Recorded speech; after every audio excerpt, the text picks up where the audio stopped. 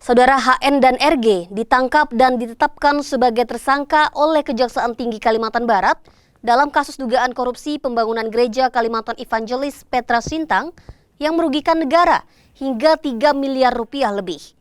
Kuasa hukum tersangka memastikan akan melakukan upaya pra-peradilan.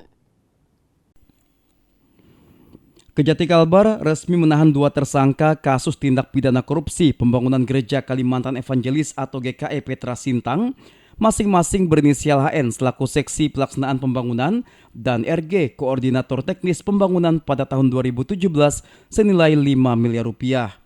Kepala Seksi Penerangan Hukum Kejati Kalbar Iwayan Gedin Arianta menyebut dari penyidikan terjadi kekurangan volume pekerjaan yang merugikan negara 748 juta rupiah lebih pada tahun 2017 oleh tersangka RG. Kemudian pada tahun 2019 gereja masih mendapat dana hibah 3 miliar rupiah. Sedangkan gereja selesai dibangun pada tahun 2018, sehingga negara mengalami kerugian 3 miliar rupiah oleh tersangka HN. Kedua tersangka ditahan selama 20 hari ke depan di Lembaga Pemasyarakatan Kelas 2A Pontianak. Berdasarkan keterangan para saksi didukung dengan alat bukti, tim penyidik menetapkan AN dan RG sebagai tersangka terhadap kedua orang tersebut, dilakukan penahanan berdasarkan pasal 21 demi kelancaran proses penyidikan dan untuk menghindari kemungkinan tersangka melarikan diri dan menghilangkan barang bukti maupun mengulangi perbuatannya. Sehingga pada hari ini, sejak hari ini, kedua tersangka dilakukan penahanan di rutan kelas 2 Pontianak selama 20 hari sampai dengan tanggal 28 September 2025. Sementara itu, kuasa hukum tersangka Herman Hopi Munawar menyebut tidak ada kerugian negara dalam proses pembangunan gereja.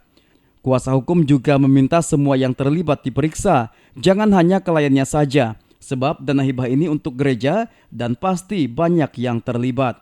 Herman Hopi juga memastikan akan mengajukan pra-peradilan.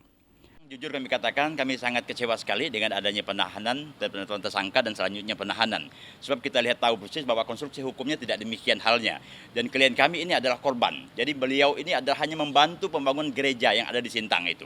Jadi sama sekali beliau sebagai pekerja kerja sosial, sama sekali tidak ada gaji apa segala macam.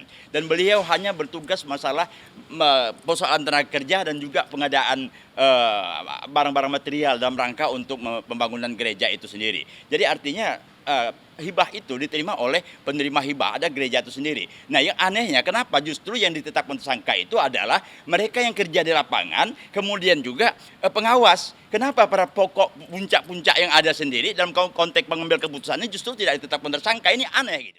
Menanggapi upaya pra-peradilan dari tersangka, Kejati Kalbar mempersilahkannya. Samsul Hardi, Kompas TV, Pontianak, Kalimantan Barat.